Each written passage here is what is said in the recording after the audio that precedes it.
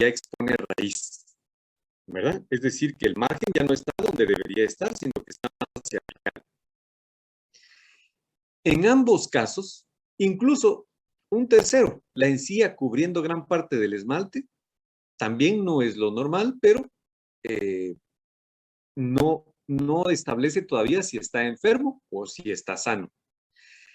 Ahora, un periodonto con altura normal o un periodonto con altura disminuida puede enfermarse con gingivitis o puede estar sano. ¿Cuál es la diferencia principal? A ver si alguien me ayuda. ¿Cuál sería la diferencia para poder establecer salud o enfermedad? El color de la encía. Muy bien, el color es uno. Muy bien, excelente. ¿Alguna otra cosa? Inflamación. Si sangra o no sangra. Eso, chicos, el sangrado. La inflamación, sí, doctora. Lo único que para poder establecer inflamación, eso es lo que vamos a ver el día de hoy. ¿Cómo establecemos que está inflamado? ¿Verdad? Y que esa inflamación no destruye hueso, porque cuando destruye hueso ya lo llamamos periodontitis. Entonces, hoy vamos a establecer parámetros clínicos de inflamación aguda. Eso es nuestro objetivo el día de hoy. Si nosotros logramos tener los argumentos, ya ustedes mencionaron dos claves, color y sangrado. Y de esos dos, el color puede confundir, pero el sangrado es inconfundible. El sangrado sí es algo muy objetivo. Y lo que indica el sangrado es que se ulceró la encía, es decir, que tiene heridas en el epitelio. Hay áreas que no están cubiertas de epitelio, por lo tanto es una herida. Entonces, cuando eso ocurre, estamos enfrente de un proceso inflamatorio agudo llamado gingivitis. Muy bien, por ahí entonces vamos a empezar el día de hoy. Algunos cambios que pueden ser observables son, como ustedes mencionaron, el color. Ahora, el color es algo a veces difícil de apreciar. Por ejemplo, en este segmento, ¿alguien me podría decir si ve alteraciones del color en el lado izquierdo? No. Muy bien. ¿Alguien puede observar algún cambio de color? Siento que se ve más rojo. Sí, se ve más rojiza la encía. ¿Dónde está la encía? Cerca de los incisivos, doctor, se mira como más rojo. Bueno, entonces se dan cuenta que esa variable podría confundir. Ese es algo bien complicado y ocurre también en profesionales ya de muchos años de experiencia y alguien podría decir, yo lo veo rojo, yo no. ¿Y quién nos saca de ahí, verdad? Entonces, para poder apreciar el color, siempre vamos a guiarnos de la mucosa vecina. Entonces, la mucosa vecina es la que está más cercana por acá. Por ejemplo, todo esto se ve un rosado incluso más blancuzco. Hay cierta leucoplasia aquí, una parte más blanca incluso de un rosado pálido. Entonces, de esta mucosa de aquí para acá, se observa un color más intenso, un rojo más intenso. Pero no es solo eso. El tamaño de estas papilas sobresale del contorno del esmalte. Y realmente la encía debería terminar en una forma delgada, no gruesa. Aquí el margen gingival está grueso. Además de eso, el contorno es en forma de V, muy agudo, porque hay inflamación también, hay edema en estas papilas. Entonces, sí estamos llegando a concluir en algunos aspectos clínicos de que este tejido podría estar inflamado, ¿sí? Porque se ve un cambio de color, se ve un aumento de tamaño de la papila. ¿Cómo? Porque sobresale del esmalte, está mucho más alto que el esmalte. No solo ocupa el espacio en medio de las troneras, sino que sobresale, se ven abultadas las papilas, ¿verdad? En todo el segmento anterior. Entonces, esos son parámetros que nos van permitiendo observar algún problema de edema. ¿Qué argumentos empiezo yo a tener? Posiblemente aquí adentro de este tejido se esté acumulando sangre en el tejido conectivo. ¿Por qué? Porque hay aumento de vasos sanguíneos, hay hiperemia, hay vasodilatación, empiezan a salir componentes de los vasos hacia hacia el exterior de los vasos. Entonces, todos estos argumentos son conjeturas. Nosotros no hacemos biopsias para poder saber si está inflamado, no hacemos estudios histopatológicos. Algunos sí, pues han llegado a analizar el componente del fluido crevicular. El líquido que está dentro del surco lo analizan. Y si tiene marcadores de inflamación, pues dicen si hay un proceso inflamatorio. Pero nosotros no llegamos a eso. Nosotros lo vamos a hacer más simple. Cuando llegue el turno de la doctora Fortuny, ella les va a hablar algunas pruebas de laboratorio, incluso microbiológicos, cultivos y todo, para establecer qué tipo de bacterias está viviendo aquí. Eso ya es un poco más adelantado, pero nosotros hoy vamos a establecer si hay inflamación o no hay inflamación en parámetros clínicos, fundamentalmente. Eso es lo que vamos a establecer. ¿Alguna duda hasta ahorita?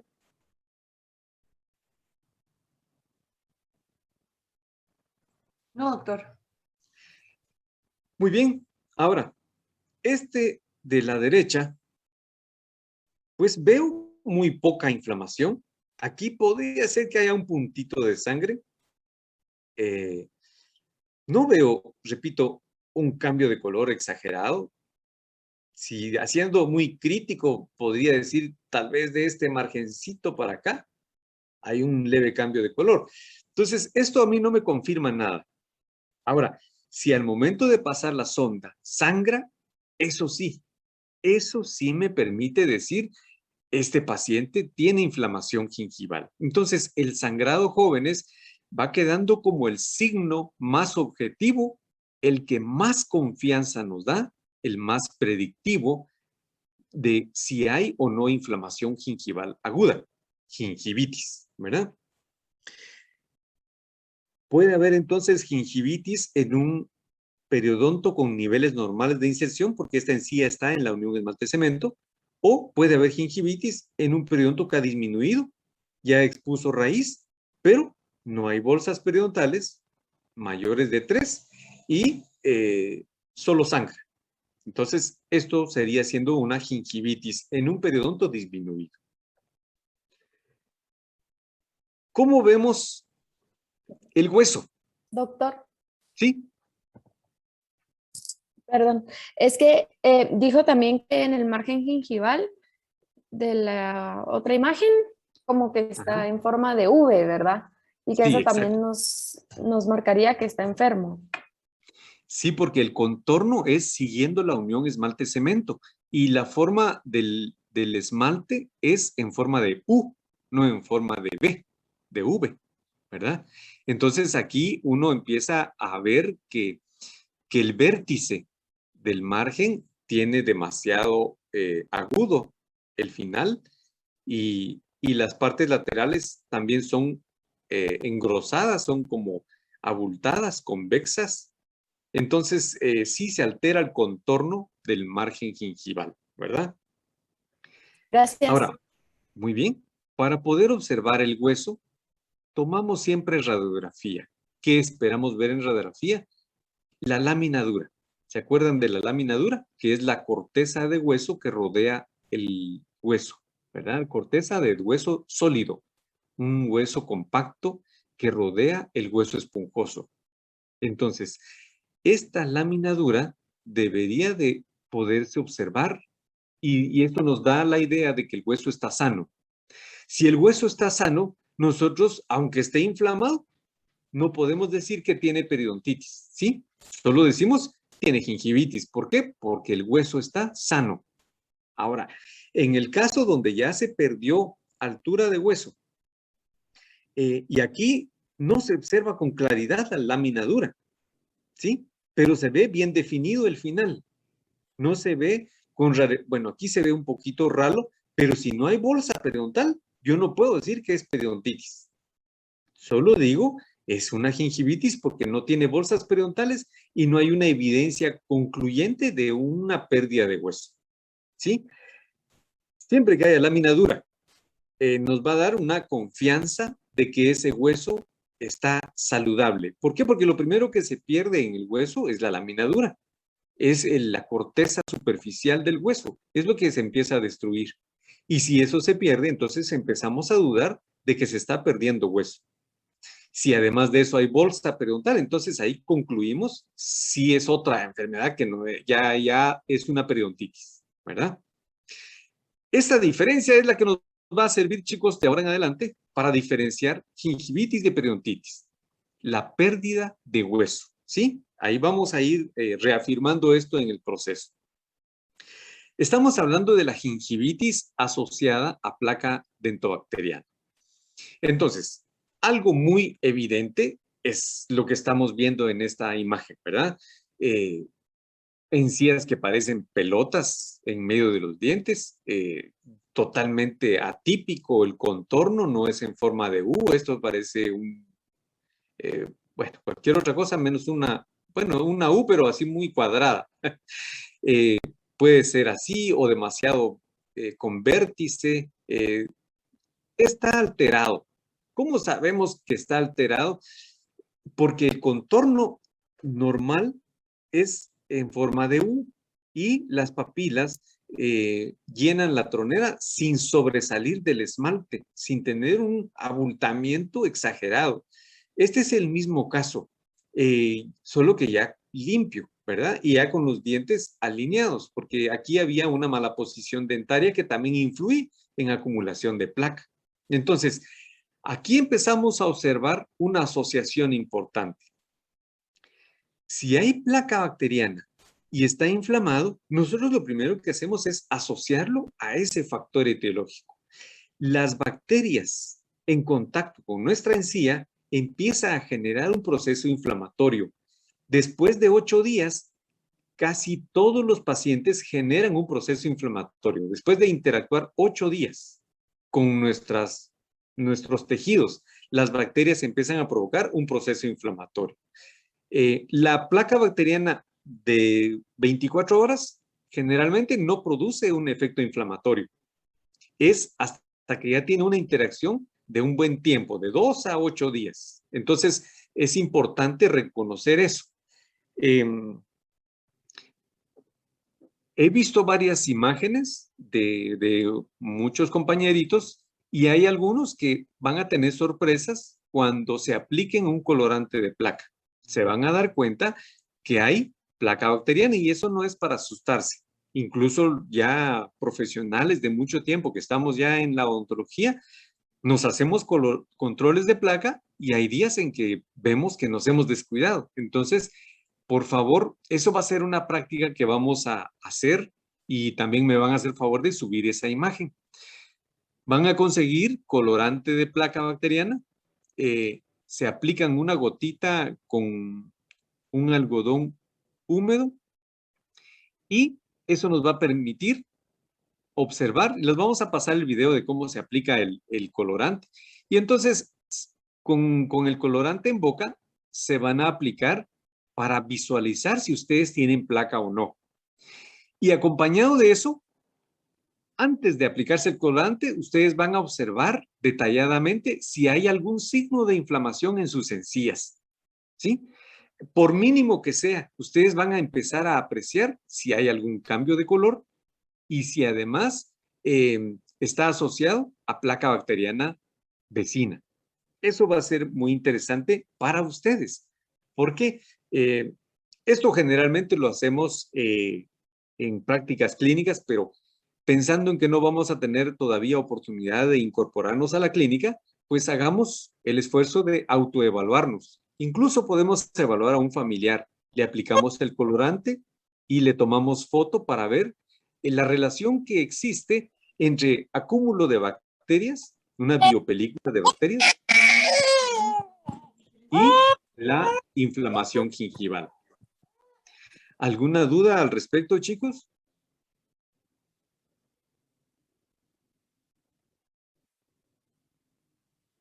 No, doctor.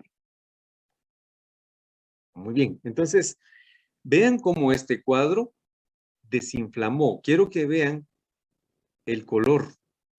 Este color es más eritematoso que el resto de la mucosa. Esta es una buena mucosa de comparación. Vean, incluso de aquí para acá se ve más eritematoso que esto, ¿sí? Esto ya me podría generar alguna duda de que esta parte está inflamada también. Pero esto sí es súper evidente. Y aquí ya vemos sangrado, ¿sí? Vemos sangrado. Aquí también hay un exudado. Bueno, entonces esto es algo que todo mundo puede observar, pero ustedes con mayor precisión. Tienen que ser muy cautos en saber en dónde puede estar ya un proceso inflamatorio establecido, ¿de acuerdo?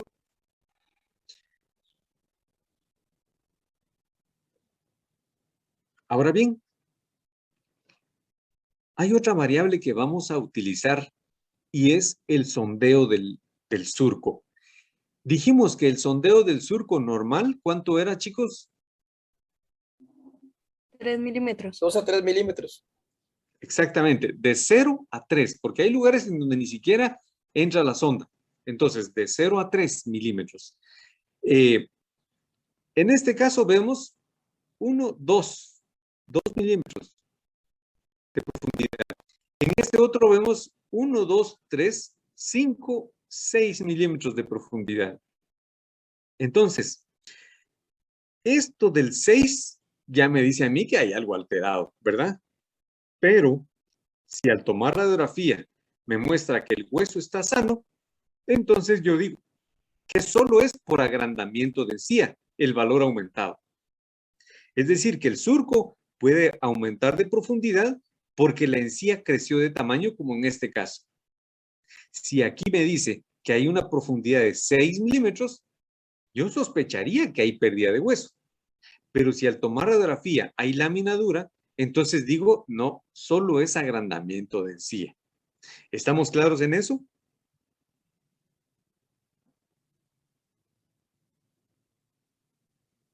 Sí, Chicos. Sí, Bueno, doctor. eso va a ser fundamental para que podamos ir diferenciando con la otra patología. Siempre vamos a ir de la par con la otra patología.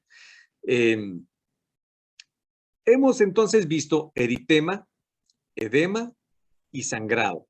Ahora bien, el sangrado en la última clasificación del 2018 se establece un parámetro específico. Ya no solo es que exista sangrado para considerar un caso de gingivitis. Por ejemplo,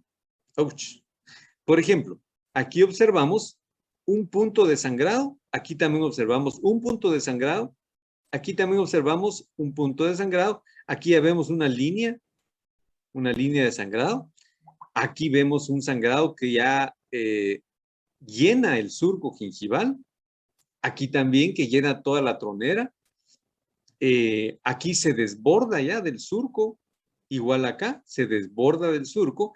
Todos estos son sangrados. ¿Cuál es el parámetro que se establece para considerar un paciente un caso de gingivitis? Cuando más del 10% de sitios evaluados tienen sangrado. O sea, menor al 10%, vamos a considerar que tiene sitios de inflamación, pero no es un caso de gingivitis todavía. Esta nueva clasificación establece este parámetro. Antes no lo teníamos. Entonces, si sondeamos, de cada diente sondeamos 6 lugares. Ya la doctora Marielita les va a explicar cómo se hace eso. Entonces, de cada diente vamos sondeando 6 lugares. O, en algunos otros casos, pues vamos caminando en todo el surco y anotamos solo 6 lugares de cada diente. Si de esos 6 lugares de cada diente sangra uno, pues estamos hablando de un 10% de ahí, pero en toda la boca vemos cuánto de todos los lugares sondeados sangraron. Si supera el 10%, estamos hablando de que el paciente tiene gingivitis. Si es menor a esto, no. Solo se dice que tiene sitios de inflamación localizados. ¿Alguna duda con esto?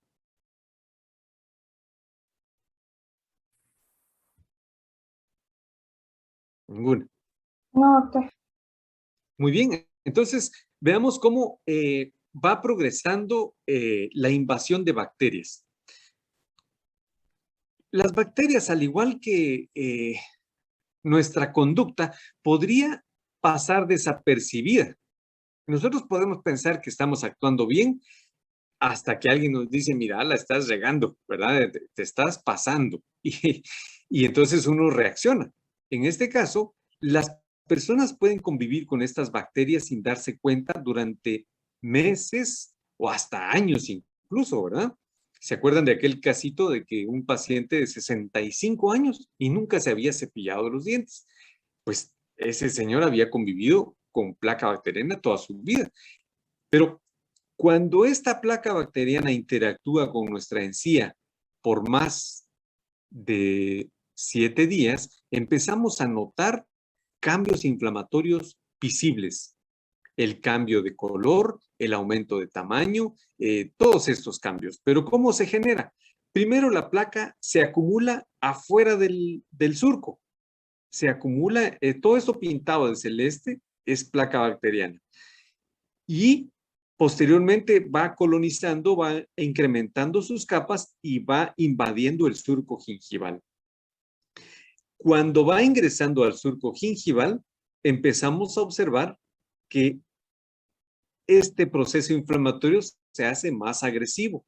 Y empiezan, ¿se acuerdan que el epitelio de unión no tenía red de PEX? Pues ahora sí tiene proyecciones de epitelio, vean. Ahora ya tiene proyecciones de epitelio. Si pudiéramos hacer otro periodonto con un periodonto inflamado, tendríamos que dibujar proyecciones de epitelio en este caso. Y aquí notamos 3 tipos de placa. Hay una placa bacteriana supragingival, esa no nos preocupa tanto. La placa que ingresa al surco es la que más nos asusta. Hay una placa que se adhiere al diente, una placa que está flotando y una placa que se adhiere al epitelio. La placa que se adhiere al epitelio es la más preocupante, porque esa es la que empieza a meterse entre las hendiduras donde hay úlceras y ahí empieza a invadir el tejido conectivo. Entonces, la reacción inflamatoria se hace cada vez más intensa y puede llegar incluso a destruir hueso. Perdón, no quité ese otro puntero, es que ese es de un video que les pasé ahí. Para cuando ustedes lo quieran ver, está también ahí disponible, ¿verdad? Cuando nosotros sondeamos, el surco y en un proceso inflamatorio, el epitelio ya tiene proyecciones y es más fácil de romper el epitelio. Y entonces aquí es donde empieza a sangrar.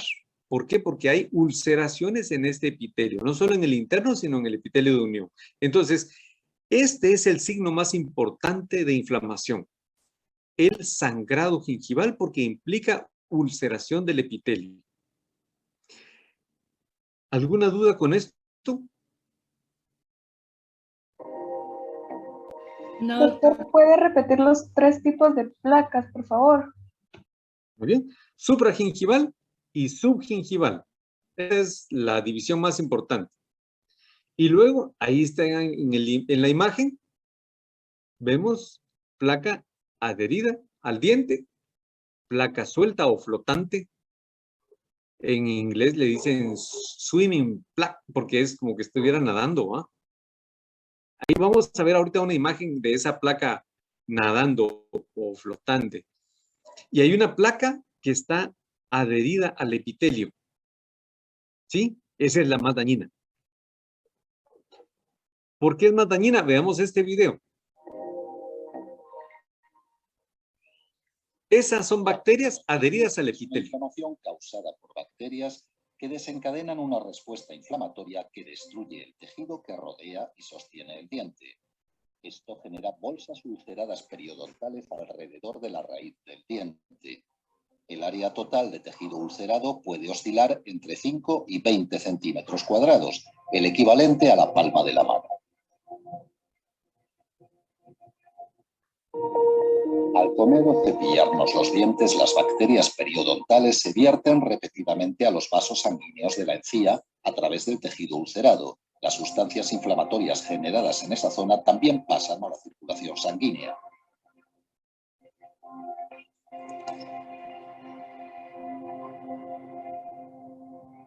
La, Entonces, chicos,